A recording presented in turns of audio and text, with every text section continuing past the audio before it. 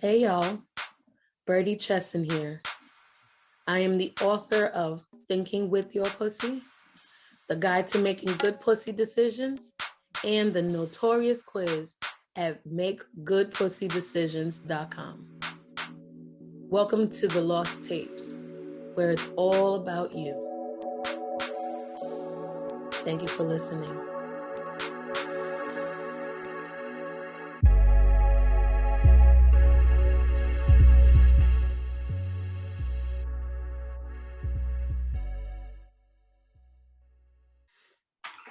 So, are you ready? I don't know. I'm a bit nervous, but I'm ready. The Lost Tapes. So, this is all about the fact that, all right, so I gave y'all my story. Mm-hmm. Now it's time for y'all to give your story. Okay, wait, give me a rundown on your story again. Girl, you read it in the book. Oh, okay. All right. You're right. Yeah, You're right. it's in the book. Okay. So, yeah. So, within the Lost Tapes, it's all about what was the love that you had that changed everything for you. And I mean, like, the way you love. So, why do you love the way that you love? And that's the biggest part right there. Hold on. You babysitting right now? No. I'm at my girlfriend's house. Ow. And she have a daughter. Okay. You said what was the love you had that changed everything for you? Yeah. And why? What changed the way that you love? So you could even start about how you actually love, like in perspective, sitting back, like what can you say about yourself? First of all, what was your result before? Which one? The Pussy decisions. Remember, it was the man. I think it was the mind dominant, I believe. Mind dominant with the jogging suit guy, the one with the suit, or the one with the flowers? The suit. I believe it was the suit. Okay, so you want to feel safe, but you're closer to, so you're in between pussy and safe. So you want to feel good and safe. Mm-hmm. Gotcha. Oh, hold on, wait. We're gonna take this in the room.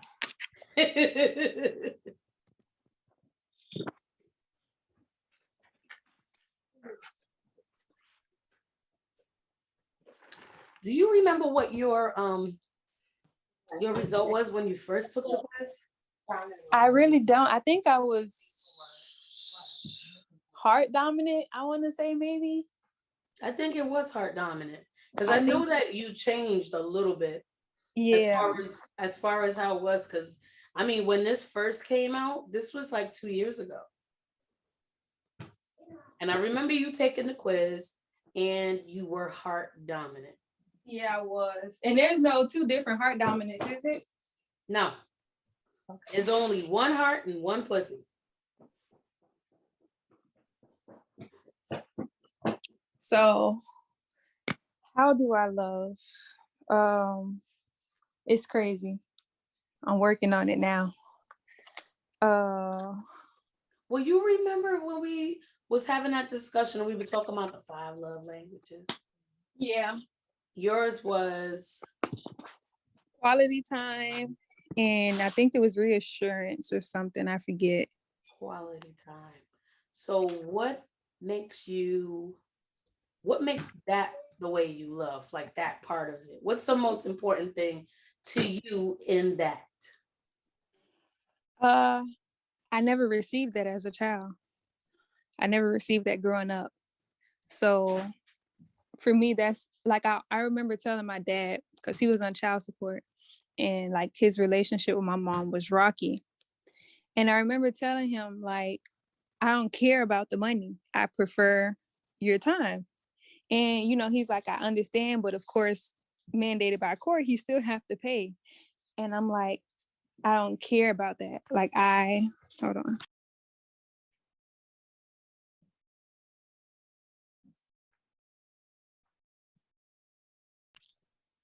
But yeah, I remember telling him, like, I'd rather spend time with you. And to me, we don't have to be doing anything. I don't need to go. I mean, an outing would be nice, but I don't necessarily need an outing. If I can just sit in the house with you all day, we can sit outside, whatever the case, I'm satisfied with that. I don't need anything really extravagant. Like I said, I do like those things, but I don't want the environment to take away from the time we're spending together. I don't want it to be like, oh, because we're at this amusement park that we're not really engaging with each other. You know, I'm all for the fun, but again, like that connection, because I never had that. So I really like that connection. Same thing, reassurance. I never received that growing up. So being able to have someone to be like, I don't need it every day, you know, because I know who I am. You know, I'm very secure in who I am. But for someone to be like, look, I acknowledge you. I appreciate you. I'm grateful for you. And then to follow up on that with action. Because you can sweet talk all day, but your actions gotta, you know, it gotta align with what your words are saying. That's right. Everybody gotta make up, gotta line up. Exactly. My love is sometimes I can, not sometimes, I used to overgive. And I'll give and I'll give and I'll give when I'm not getting in return. So now I put more, you know, kind of like a balance, a seesaw. You know, the Libra, the scales, I'm not going to give you more than you're giving me. And I'll put out what I'm comfortable with putting out. And then I'll kind of pull back to see if you're going to put back what I put in. And I don't love selfishly. I'm not a selfish person. I'll give my all and I'll give my last. I don't know how to be in the middle. I'm either all in or I'm all out.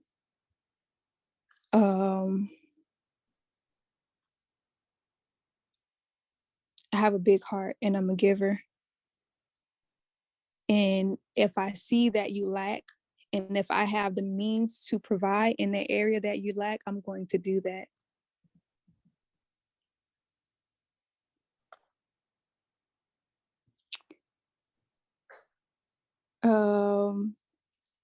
I can be sometimes to a flaw over forgiving, you know, ignoring those red flags and just, and I don't know if I completely worked through it yet, but I see the potential in people. And just because I see the potential in you, if you don't see the potential in you, you're going to run me dry because I'm too busy focused on what I see in you when, you know, pretty much I see the sheep when you're showing me the wolf. Ooh. And that's not always, you know, Yeah, you can get taken advantage like that. That was my last relationship. So I kept trying to see what I wanted to see. And that wasn't the case. I was overlooking what he was showing me. I would say that that relationship changed the way I view love. It changed the way that I love.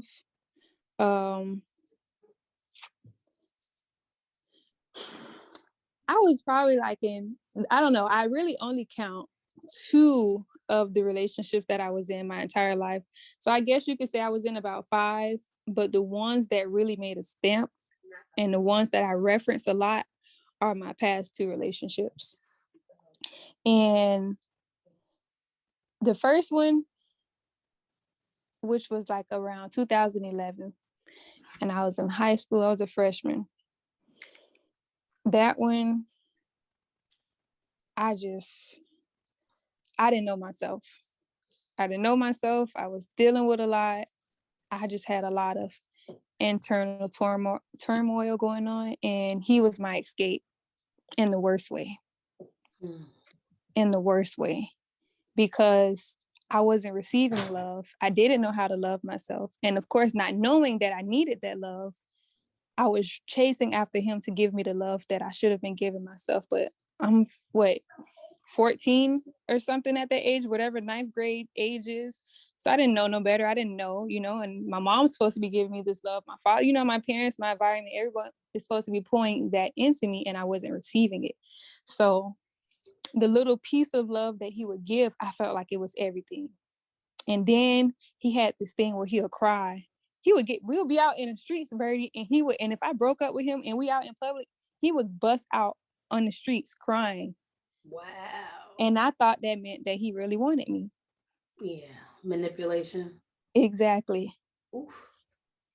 And then and he cheated on me from start to finish. From start to finish. And I was in a relationship for about 3 years. So for 3 years, consistently he cheated.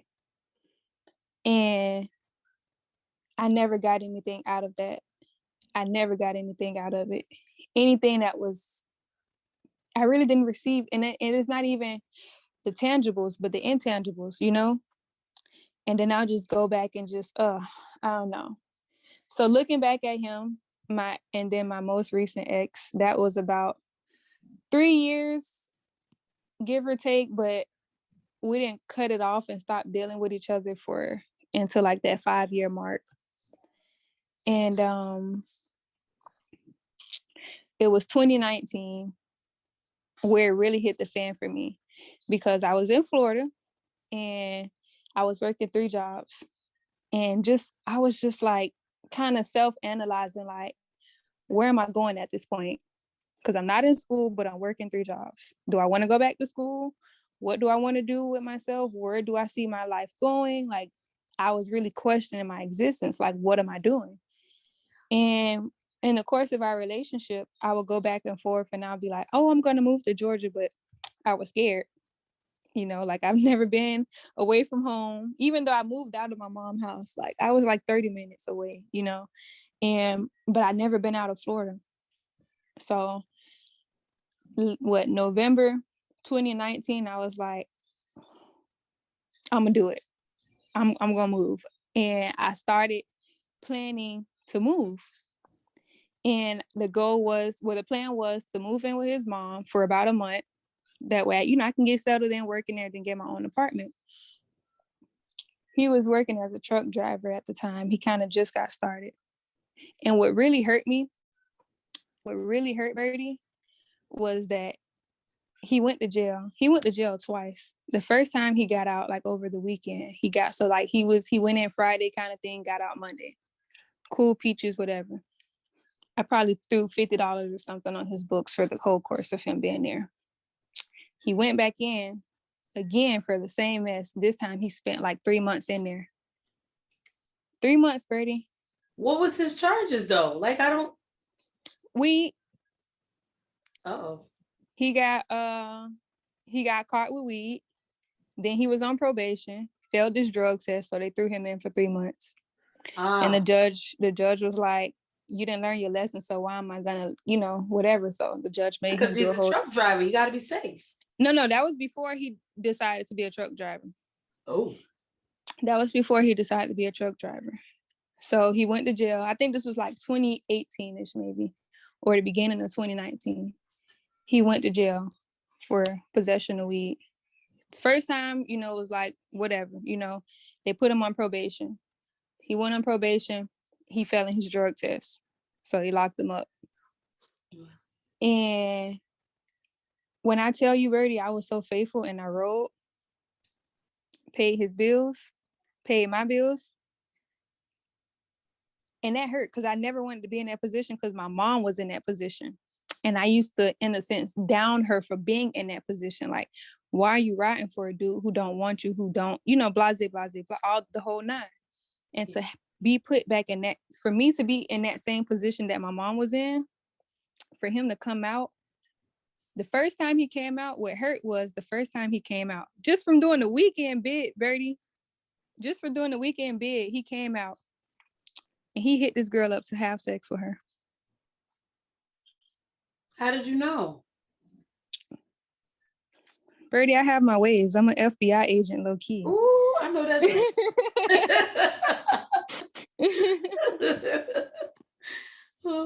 So I found out, and that tore me. That tore me to pieces. Same, he did it again. He came out after like 3 months. Well, I don't know. No, I take that back. He didn't. But I had my suspicion because you get out of jail and the woman, the female who was there by you, paid all your bills, made sure you had money on your books, you had phone calls. Like, he didn't want to talk to his mom. Like, I was his backbone. You don't come down and fly to come see me, or at least book me a ticket to come see you. Wait, where was he? He was in Georgia at the time, and that's when I was still in Florida. So you don't even make an effort to come see me. And he got out in April. My sister had her ring ceremony in April. She wanted him to come. He lied and said, oh, I did get my plane ticket, but I left my ID at home, which was bullshit. Whatever. Yeah. I didn't see him. So he got out April. I didn't see him that year until like June, July. And I'm the person who did every freaking thing for you. Wow. He turned around, went to trucking school. While he was in training, like an idiot, paid all his bills, took care of him while he was in trucking school. He got on the road. He ended up getting in trouble again for the same mess. Don't know how to fucking stop smoking. So they pretty much fired him.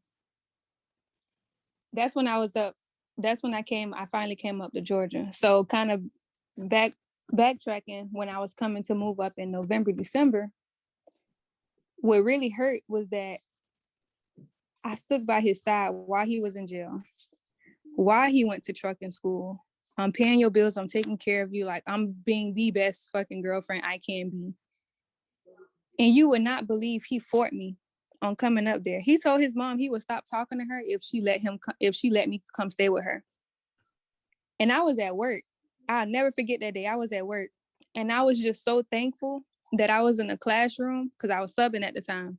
I was so thankful that I was in the classroom with the kindergartens, because I could not fight back my tears. Wow. I was crying at work because that hurt. All I wanted for me, I wasn't going up there to chase him. I was going up there to pursue, really to just take that leap out of my comfort zone. Yeah. I wasn't coming up there to chase him. I made that very clear with myself. I'm moving, and I'm not moving for a man. I'm moving for myself. So for me to move with the intentions of wanting better for myself, and you know what my life is like here in Miami, and you to tell your mom that you're going to cut her off if she let me move in with her, that was the most slimiest thing that he could have ever done to me. That happened. Like I said, still messing with him on and off. But 2020, around when like March, April, you know, the whole pandemic, when we really shut down, that's when you can say the ceiling and everything started crashing down. And that was my tower moment. And it hit, Birdie, like it hit. Depression, I was there. But that's where I found myself. That's where I found myself. I found jobs. Mm-hmm. And it was like shortly after, it was probably like a good 3 months or so of me doing my own healing work and me just kind of going through everything that I've went through. And just, you know, after an earthquake, what else are you going to do other than clean up the mess? And I had to evaluate everything that was around me. And I pulled myself through. I met some like-minded people. Very grateful for it. I got you. So that happened. So from 2020 to 2021, still learning to love myself, on and off dealing with him. You know, that, again, that potential. Yeah. Believing and wanting to believe that he's the one for me. He is going to get his act together. He's going to do better. Blase, blase. Of course, it never happened. But me wanting to see potential in him. And I had to get to a point where I said, it's me or you. I had to get to a point to say, to really listen to myself, to say, Desiree, we're not happy. We're not happy, and we deserve more. That, to me, was the biggest challenge ever, believing that I deserve more. Believing that I deserve better. Believing that I'm worthy of better, because I didn't know my worth. I didn't know my worth, and I didn't know my strength. I didn't know I was capable to leave him and find better, or even to leave him and stand on my own, because he would always throw that in my face as if I was this weak, broken individual that I couldn't stand on my own without him. and to have to teach myself I can stand on my own without him. And I just love the way universe, God, our ancestors, whatever. I just love the way that they work, because my first apartment that I got, I technically got it because of him. So I just moved to Georgia. I don't really have much of a paycheck stub to show, these apartment complexes that I'm bringing in money. At the time, he's a truck driver. So of course it shows like, okay, she can, they can afford the rent. I got that apartment with him on the lease. I took him off the lease because he thought he was just gonna keep playing with me. Like, he was like, I'm gonna take my name off the lease. Like he thought I was gonna drown. And he kept, waving the carrot in my face for me to kind of be like, no, whatever. I was like, fuck it, I don't care. If I drown, I drown, but I'm not gonna do this with you no more. So I took his name off the lease. And mind you, the unit that I was in was like, it wasn't a renovated unit. It was a, classic, not even classic, whatever, but it was a little regular unit. September 2020, or was it 2021? Whichever. I moved into a unit by myself on my own paycheck stubs, on my own finances. And it was a renovated unit. I had marble counters, everything, like the whole nine. It was nice. It was literally an upgrade. It was literally an upgrade. Literally square footage and everything. It was an upgrade. And what I loved about it was because I remember when I was at my old apartment, I used to sit out on the porch on the balcony, and I used to just be like manifesting to see the sun. I wanted the sun to shine in. Not only was my next apartment was an upgrade, the sun shined in my house. And it was the most beautiful thing ever. The most beautiful thing ever. So, needless to say, the love that changed everything for me was him, because it was through that relationship where all of the pieces of the puzzle started to come together. I started to see that I was truly dating my father. While I knew of my mother issues, I did not know of my father issues. I didn't know my daddy issues. I thought my relationship with my dad was peaches and cream, like better than what me and my mom had, until I realized 2 times over I was dating my father and I didn't like it. To see that both of those men never took accountability. And then when I sit to this day and have certain conversations with my father and he don't take accountability. To see how he treat women. And it's not a terrible thing, but he does it with this holier than thou aspect. God complex. Mm-hmm. And because you can hear my dad ramble on and on and on about his relationships. And 90%, I'll say 90, I'll give him that. 90% of the time, it's their fault. It's because of them, and it's never because of him. My daddy, he's afraid to stand up to my grandma. I dated all these mama boys, and I hated it. I freaking hate mama boys.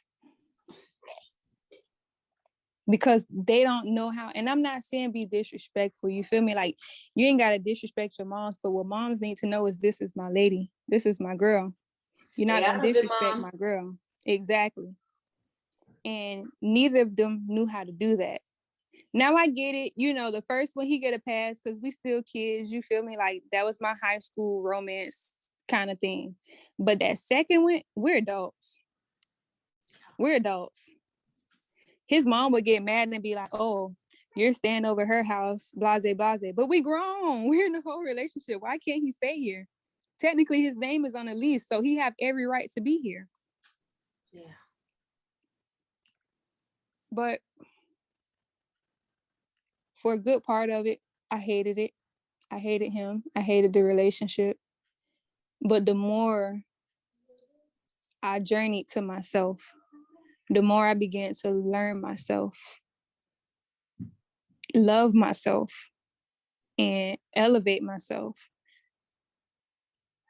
I ain't gonna lie, I don't know what I'll do if I see him today, but honestly, I would thank him. After all of the emotions and everything run through me, I would thank him. because he only did his part. I understand he had a role to play in my life, and I appreciate him for playing that role to the T. No matter how much pain it took me through, I appreciate him for doing what he did, because I needed to learn love. I needed to learn self-love. Sometimes So, people take you out of what our romance version of what love actually is. And because we haven't defined it for ourselves yet. And because of that, we're like scrambling. It's like looking for a little ball in the dark in a big old room, because you're walking around, you have an idea as to what this ball is, but you don't know how big it is, how small it is, how wide it is, where to go in order to find it. But when you're in this dark room, you already know that there's something in you that wants to find it. And because you didn't have that from your parents, and because you started love so young, it was everything that you had was based off of just those two relationships, your mom and your dad. So a lot of times we start off having these relationships that just reflect what we know. But we don't know what we know until mm-hmm. we're in it. And like, oh, wait, okay. So do you think that that made you understand your mom a little bit more? It did. It did. Like, even when I tell people to this day, and me and my mom don't have a relationship, but I respect her. I love her because I know that she too didn't receive, like generational curses, you feel me? Or habit cycles, whatever you want to label it. I see that she went through exactly what I went through. And I can only respect her for that, because she did the best she could.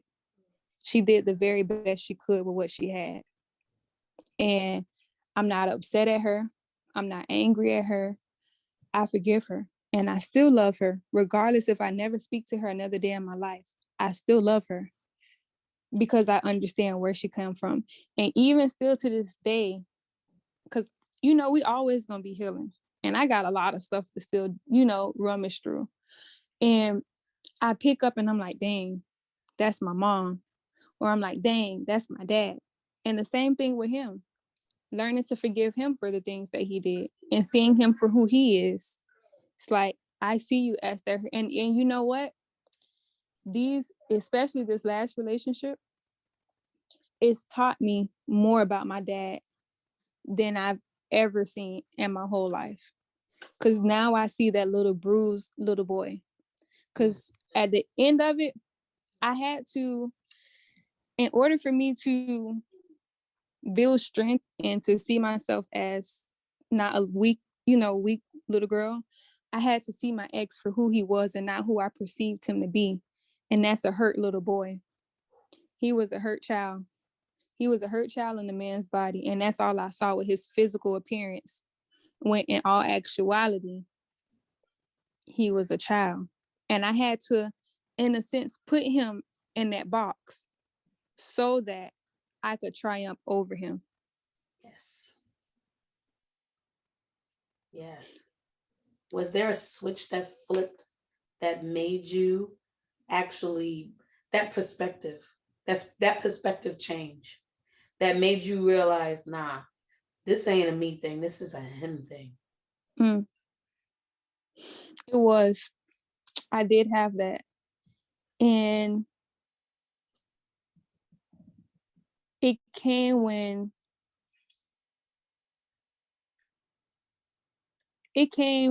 I want to say last year. Well, not last year, but the year before last. In November, I think it was November, December. That's when I really was like, cherry on top. Cherry on top, I'm done with it. Was that I saw, no, I take it back. It was a point where probably a little bit, so 2021, late 2020. I don't know, Birdie. These years is, oh my goodness, COVID Girl, just took it's my all whole years out. hodgepodge. Don't worry about the But listen, times. it Don't worry about the times. Just was to a focus point. on the events. It was a point where I still wanted, you know, um, I was pussy dominant, you know, and she still had the itches and she needed them to be scratched. And I never was the type of person to just go out and have sex with any and everybody. I really truly only had sex with people I was in a relationship with. Very seldomly would I venture off, very seldom. And I can literally count on one hand of people who I had, interactions with that I weren't in relationships with. And I guess you can call it or consider it not also wanting to increase my body count, whatever, but I went back to him for sex. And I told him straight up, like, I don't care if we having sex with somebody, just be real. And the fact that I would see, you can go be real with somebody else, but we got all this history and you're not going to come keep it real with me for what? It's because you're still trying to manipulate me. You're still trying to play me. When all I really want from you is sex, and the sex ain't even all of that. So can you just, like, I don't understand. Yeah. And the fact that he just kept lying. And at that point, I really wasn't attached. I didn't have no feelings. I didn't have any emotions. But for you to keep, you know what? I take that back. I take it back. What really drew the line in the sand for me was shortly before I left Georgia. My car was having so many problems. It's like almost every other week I had an issue with my car. And he came over and I was just stressing because I got to get back and forth to work and I need my car because in Georgia, you need a freaking car. And I wasn't finna be paying $30 to and like $30 one way, $30. That's $60 a day just to get back and forth to work. I was not finna pay that on the Uber. And I was stressing. When I kid you not, Birdie, I was sitting at my kitchen counter. He was sitting on the couch.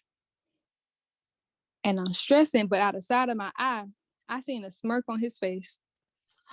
That grind my gears so much. Like, that right there, I just seen I seen the spirit in him that I didn't want no parts of. I seen something in him I didn't want no parts of because he would brag. He would brag how he went up to Arizona and touched so much money than he ever seen in his bank account. Like, man, I had 10,000, blase, blase. I got this, I got that. For you to come and brag like that, you never repaid me. And not that I ever look for it because I'm your girl. Like, I'm never going to be like, oh, well, my payback for all the times when you was in jail, blase, blase. But I did all of that for you and you still never repaid me to that day.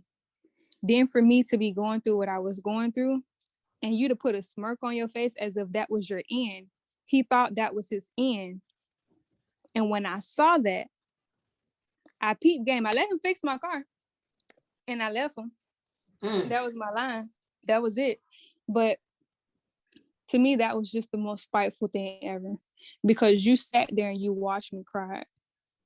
You watched me tell you that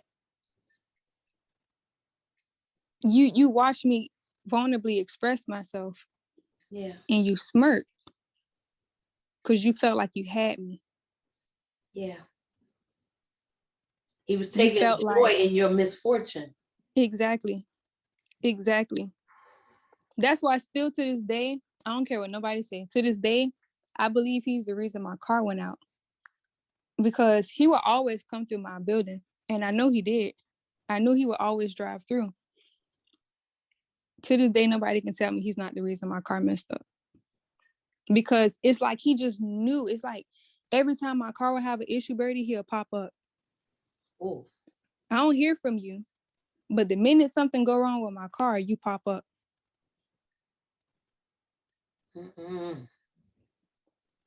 So that when I started realizing that, I said, nah. And it only took about 2 times for my car to mess up for me to see like, something ain't right here. Stop it, please. It took for that to happen. And I was like, yeah, no. That was it for me. Because I saw right then and there, it's a game to him. It's a game to him. Yeah. And I couldn't respect that because you no longer respect me. And I was grateful, and I am grateful that I had built up enough courage, self-love, respect, worth to realize it was time to truly walk away. It was time to truly walk away because he was just a succubus spirit and I needed to get away from it. That's something that I've heard about a lot lately, like feasting. People feast off of your misfortune. Ooh, girl. Because every time, Birdie, every time I would, anything, like I would come up, whether it be finances or any good news, whatever the case may be, he'll come around and I lose it all. He leave, I gain it back. He come back, I lose it all. It only took 2 times for me to see that, to be like, every time you come around, I always lose. You feel me? Every time I get up, every time I get to stand up. And I always used to tell him, I always used to be like, you just love kicking me when I'm down. You said that and to I him? felt like, yeah, I did. I said, you love kicking me when I'm down. Not only do you kick me down, you continue to beat me while I'm down. And that for me was just, I don't even think I could look at him today because it'd just be too much disgust. I don't think I've truly gotten to a place where I forgive him yet.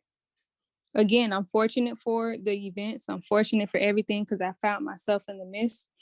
But I don't think I could forgive him just yet. Yeah. So after him, the sequence of events that came to your now mind dominance, which means that you want to feel safe. Because remember, before you was like still open to being loved. And do you think that it was I want to be loved, I want to be loved, I want to be loved type of I want to be loved? Like when you first quiz? Yeah. You think that's what it was?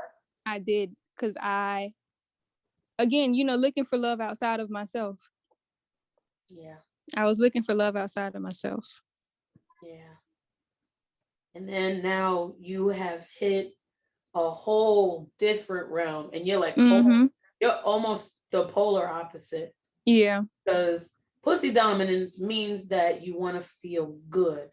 Not in a carnal way, but more like I just want to feel good. I don't want to feel sad. I don't want to feel hurt. I don't want to feel any of those other things. Not to mention, pussy dominance is also like not just a mental thing or emotional thing. It is a physical thing because some of those things manifest physically, wanting to feel good. Because if you feel good in the mind and in the heart, then of course it's going to manifest in the body because it has to in some way.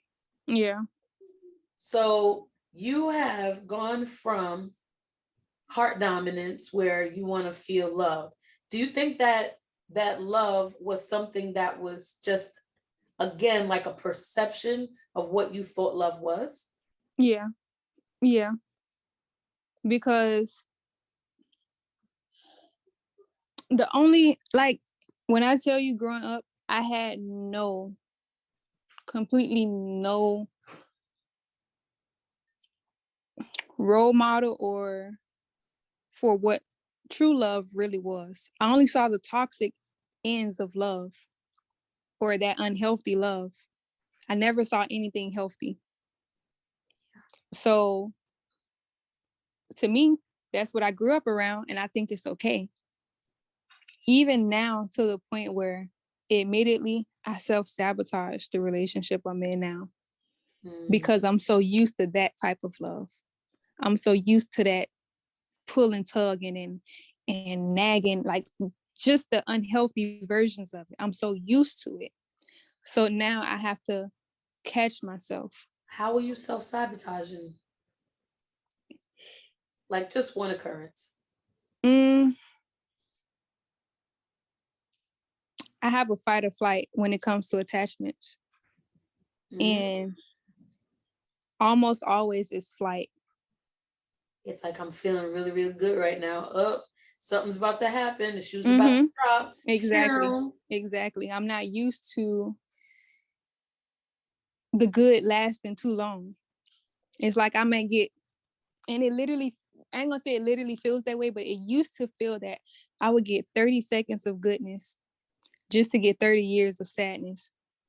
Damn. And that hurt because it's hard to allow myself to be happy when I feel like sadness is right around the corner. Heartbreak is right around the corner. Pain is right around the corner. So subconsciously, I kind of look for those things. And when you look for it, it comes. Yeah. When you go like you peek your head around the hall, whatever, like it's gonna be there because that's all you think about. Yeah. It's attraction.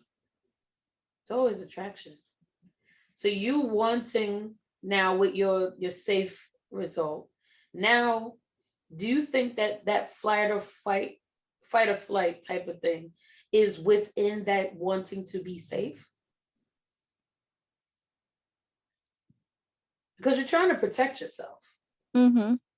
You know what I mean? So you're in your, like, you have transitioned from just wanting and having that desire so much to be loved that you blinded yourself to a part where you are eyes wide open and you're in it, but you want to feel safe and want to protect yourself, but you also want to feel good.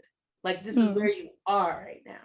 And of Mm-hmm. course, throughout our lives, we're gonna fluctuate between wanting to feel good, wanting to feel loved, wanting to feel safe. It's gonna happen in those ways, but it's always good to know who you are right now. Yeah. So your result right now is mind dominance with the suit, which means you want to feel taken care of, which is closer to pussy dominance. You want to be good. So in that, with the fight or flight, when things are going great, are you still looking for them to go bad? No, not as often. And when those thoughts do come up, I will say I make an honest attempt to analyze, assess, and then redirect to say one thing. I was telling her, I was like, I'd be like, why me? Why me? And I have to get out of why me and say, why not me? Oh, hello. I was about to say that. Why not you? And I was like, taken out of the victim mentality and being a victor. I'm victorious now because of the things I went through as a victim. Yeah. I don't have to live in my old pain anymore. I don't have to live. So I wouldn't say the biggest challenge, but it is a challenge. And the challenge is that's where I came from. I don't have to stay there. Yes. I can move on and I'm in the land of milk and honey and it's okay for me to bask in here. You feel me? Like it's Oh, it's okay two for two me to two, and you said that. Oh, so look at you. Yeah. being okay with, you know, uh what is it called? Like when your senses are always heightened and your anxiety is always through the roof. Survival mode. Yes. Mm. Being able to finally relax and be vulnerable and be comfortable. Mm. That sounds really nice.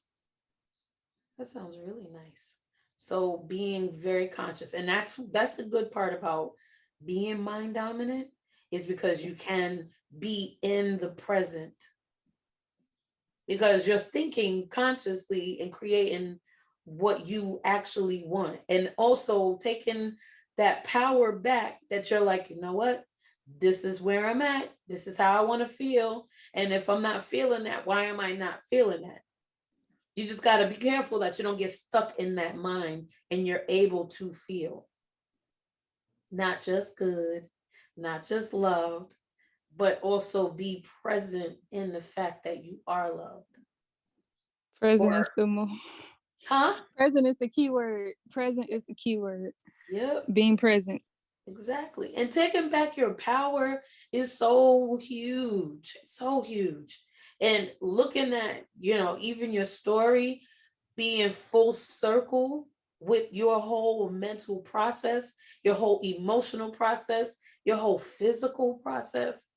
And life is more like, like the letter W or the letter M. It's like down, down, down, down. And it doesn't end. Like your journey is always going to continue, but you are always the one in control unless you get out the driver's seat.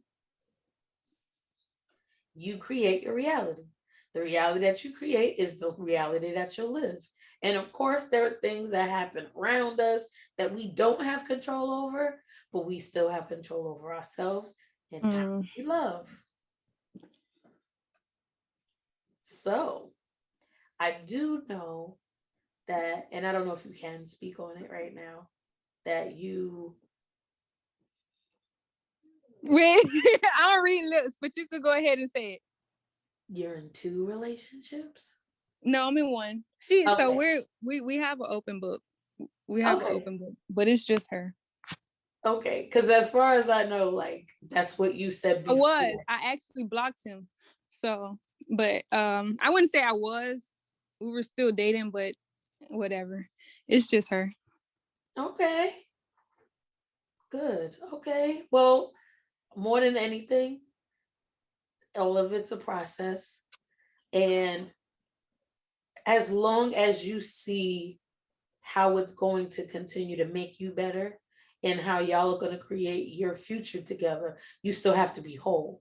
Because remembering, like sometimes we got these trauma points of reference where we go backwards to how it felt in the past, because that is still a comfort piece. Mm-hmm. So, being mindful as to where you are and still wanting to keep that balance of who you are in your present and not falling back to patterns that you were comfortable in, well, should I say uncomfortably comfortable with in the past. Yeah. But oh man. I know. It's definitely I love it for the fact that one of the things, and it's crazy because I proposed it, but again, it's that trauma aspect where with him, we'll get into arguments and I wouldn't hear from him days on end. And with my mom, when we would get into arguments, she'll come back with like a little peace offering and then of course go right back and do the same thing. So when me and her will get into like little whatever, she just need to take a break or whatever the case may be, that trauma response come where it's that fear, is she gonna come back? Yeah. And if she come back, how is she gonna come back? And that part of me, and it goes to control. I can't control her, but I can control my reactions and I can't control myself. And she's came back every single time. And I appreciate that. Okay. And she don't take a day. She'll take 30 minutes to an hour, whatever it is. And then we'll come back and we talk about it. And that's a big one for me, coming back to talk about it. Because most of the time they'll come back, but then they want to sweep it under the rug. Yeah. Ooh, so I'm just at a point where now this relationship is showing me you've been through what you've been through. You learned what you learned. Now take the lessons that you learned and implement them so that you can have the relationship that you want. And regardless of where it go, whether it's a lifetime or a seasonal, I still have to make sure I put my best foot forward and take the lessons and take heed to everything I learned and implement them now. Because it's not even just about the relationship, it's about my life in general. If I look at it, it's a whole 360. Not only have I learned a lot in regards to a relationship. 180. No, Birdie, a whole 360. You starting over again? Well, not starting over, but it's a 360 as in it's every point of my life. It's the finance, it's the business, everything. Yeah. It's not just relationship, because I didn't only learn relationship lessons. I learned healing. I learned financial tips. I learned that I don't want to be nobody's employee, so I have to take heed of all of those lessons that I've learned and use them moving forward. Because I'm in the land of milk and honey now, you feel me? And I can't go using destructive patterns and thinking, I'm going to still reap the rewards of what I have here. That's right. We ain't trying to sabotage what we got. Exactly. I need all my trees beautiful, blossoming, and fruitful, bountiful, all of that. I love it. I love that for you. It's a conscious love, because you remember, like in the book, it was all about learning balance, learning who you are, so that you know how to love, so that you can maintain your balance and be consistent. And as long as you're consistent in how you love, it should be staying in the land of milk and honey, overflowing in love and rewards, and always evolving, and taking the reins back when it's like, nah, son, I don't like the direction we're going in right now. But just being like, you know what? I'm in this and it feels great. And I love the way that we're going, and you're enjoying the ride, but you're also cognizant on the path that you're on. Exactly. And then you said a key thing as well is being whole in my own individuality, because I lost myself a lot in my past relationships where I would give to them and never give to myself. So keeping in mind that just as much as I give to her, I also need to give those same things to me. Yeah. I mean, that loving someone else has to come from your overflow. Because if it's not coming from your overflow, it's going to continually take from you. Exactly. I mean, if you think about it, like if you look at multivitamins, right? You sit there and you look at the back of it and it'll say 1,000%, 1,000%, 500%. And you're like, damn. But it's like a way for your body to get a whole bunch of everything that you need, so that if your body's depleted in any way, it still gets that full, fills everything else out. But the honest part about it is that we have to be able to have everything that we need in it, and still be selfless about how we love. And that's where our balance comes from. You know what I mean?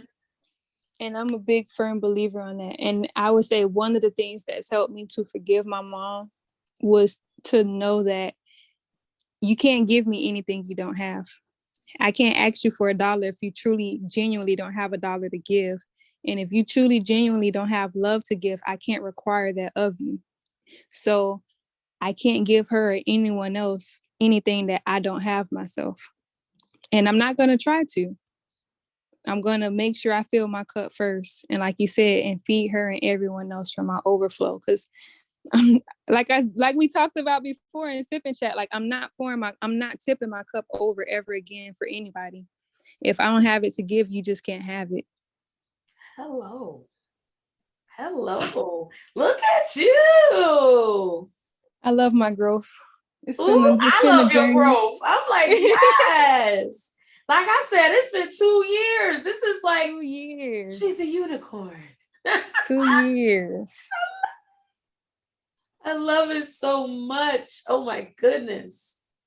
So, in the way that you're loving right now, right?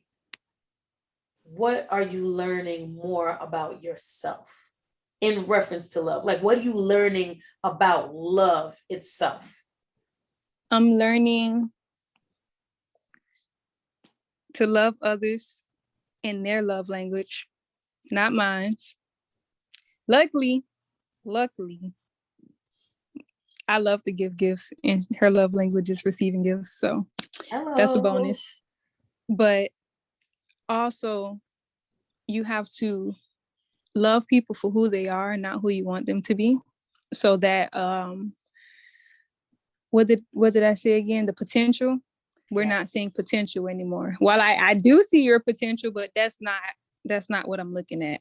I love you for who you are in front of me right now today. Understanding each other's traumas and pains, pressure points, triggers. Without trauma bonding. And that's a huge one. Yep. Keeping like I said, making sure I have everything I need to have. Making sure I'm at a place where if I'm off, I'm not gonna come sit around you just because you can't, like who Will or Jada, whichever, like my happiness is my happiness. It's not your job to make me happy. It's not your job to bring me peace. It's not your job to bring me love. Now you can add on to that. You can be a bonus to that. You can be a compliment to that. But I need to own those things already within myself. Yeah. So being whole, and again, knowing who I am, because I think oftentimes too in relationships, we can forget who we are. And that, how we used to be like, oh, what you bring to the table, and to be like, I am the table. Fuck that. I'm the building that table sits in. Oh, that's right. So built on a strong foundation. Strong foundation. Root chakra, strong. Right. That's right. So just honing into myself. And like I said, loving or giving what the other person needs, releasing control, no expectations. None. No expectations. Because, I think that's how disappointment comes, and that where that kind of fight or flight situation is also, amped up. So if I release expectations and if I release control and I focus on the only thing that I can control is myself, any pain or anything, I guess, of the negative source or discomfort that may come, I can manage it. I can manage it because I know I can control myself. And they say emotions is just energy and emotion. So just knowing how to redirect it and, alchemize it to however I suit it to be. Magic. That's right. Make your own magic. Exactly. You are magic. Is there any advice that you want to give anybody that listens to your story? Because you said a whole bunch. Like I know. You dropped a whole bunch of gems just now. Any advice would be crown thyself, tend to your own garden, and don't be afraid to tend to your own garden. Don't look at Susie's garden, Mary's garden, Tom's garden. Focus on your garden. While it's okay to take inspiration from other gardens, don't compare. Yeah. Love yourself. Everything that you sow into that garden, make sure it's only the seeds and the plants that you want to grow. Any weeds, anything that you don't want in that garden, pick it out. And some roots are deeper than others, so it might take a little more digging, but don't give up. Do not give up on yourself, because if you give up on you, how do you expect someone else not to give up on you? You have to be your own cheerleader. You have to be your biggest fan. You are your number one supporter. Don't neglect any parts of you.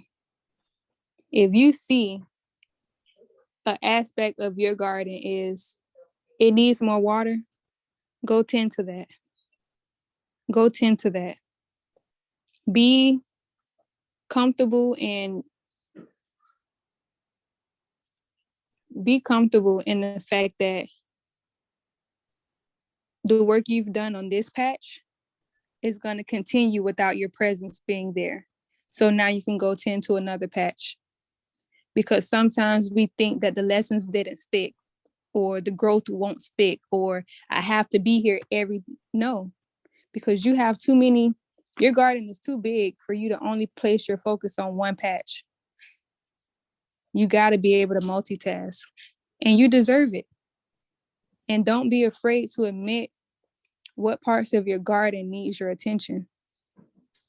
Because personally, and this isn't in regards to love, but just in regards to myself, is I want to write books. I'm going to write books. I am writing books. And I need to build my vocabulary, because we don't want to be saying this, does, and then the same words all over. We want a nice written book. We want more words than just the same 50 words that was in our vocabulary. And I have to be honest with myself that that's something my garden needs. Yeah. Well, I will say this, and it's important as an author to remain authentic to who you are. Yes, we all need to expand, and in that case, the vocabulary, but also understanding that your story can be told within those 50 words. True. And understanding that also that's the reason why we have editors. but getting stuck on your words, that shouldn't be the hindrance for you. Tell your story. Mm-hmm. Tell your story. And you have a vast mental space that even though you might get caught up as far as what words to say, the message is there. Yeah. So never hold yourself back because you don't have the words.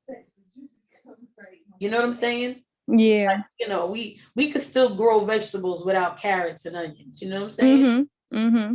So I just wanted to say that. I don't want to interrupt you, but I just wanted to say that to you. I receive that. I receive it. Because you know what? That has been a playing factor too. So it's a part of knowing when to take procrastination. those. You know, It right? is. That perfectionism is procrastination. I ain't gonna let you go away with that one. You will not get away with that one. I have to get out of that perfectionism. Yeah. I have to stop because it's, oh my goodness, I have to stop. It holds you back. Mm-hmm. In the better version of yourself. That between that procrastination and the perfectionism, and I will tell you, I'm speaking to myself, it holds you back with so many things. Mm-hmm. So many things. So don't do that to yourself.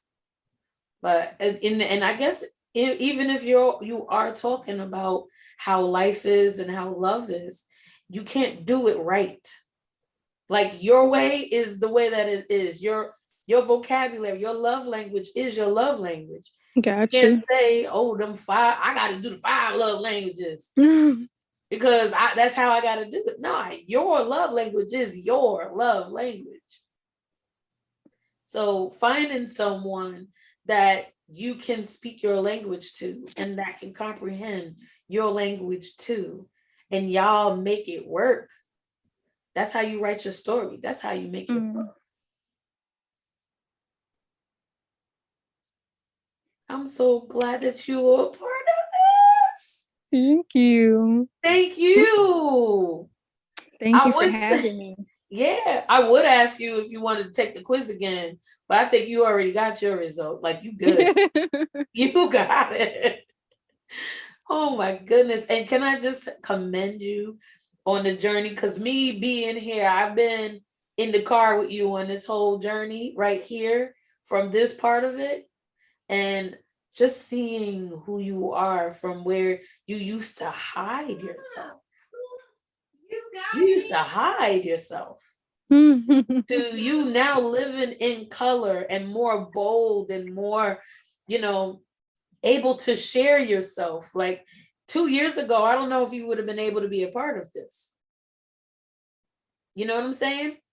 Isn't it funny how things just come together and just build you up to be this other part of yourself that you never thought you'd be? And I love that. It's definitely, I love it. And I love having you in my passenger seat, or just even in the vehicle with me, because I will also say, like, it's so beneficial to have those people around you who witness your growth, so that sometimes when you can't see your own growth, they can say, hold on, I've been here. I've stood in the paint. I've seen it. I've been a witness to it. That's right. And sometimes you need that, or to hear those words from other people to say, hold on, I see your growth. Because sometimes we can just be too hard on ourselves, and to have somebody else to say, no, look, Because like you said, I would shy away. The camera wouldn't be on. I'm not talking. I'm in the back of the room. And you know what? If I have to leave one more piece, it would be this. Get comfortable with telling your story, whatever story that may be, because you never know who needs to hear your unique story. And you never know how you telling your own story can help heal wounds within yourself. And that is still to this day a kicker for me, to be able to tell parts of my story where I wouldn't have been able to before. And that's how you make peace with it, when you're able to, again, you don't have to acknowledge it to anyone else, but when you verbally, openly, and out loud, if of course you're able to do it to yourself and with yourself, it's easier to make peace with. You're amazing. I love you, Birdie. I love you too. Oh gosh. Thank you so much for being a part of this so much. Oh my goodness. Of course. You it's do always, too. Huh?